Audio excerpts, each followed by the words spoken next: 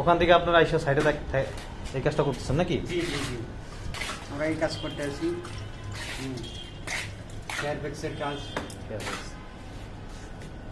এই কাজটা করলে তো আবার খাওয়া দাওয়া নাই। না, দুপুরে লাঞ্চ করা হয় না বেশিরভাগই। এই কাজটা পিছনে অনেক সময় দিতে হয়, যার কারণে ওনাদের অনেক কষ্ট হয়। নাহলে শুকাইয়ে যায়। রান্না তো শুকিয়ে যায়, শুকিয়ে গেলে কাজটা করা যায় না। এটা একসাথে ধরার সাথে সাথে এটা কাজটা একটা মোটামুটি একটা পর্যায়ে নিলে তারপর তারা খাওয়া দাওয়া করতে পারে।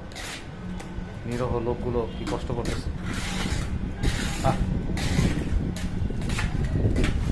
আচ্ছা, এগুলি তো খাবার হইলে অবশ্যই খায় ফেলাইতে না তখন না?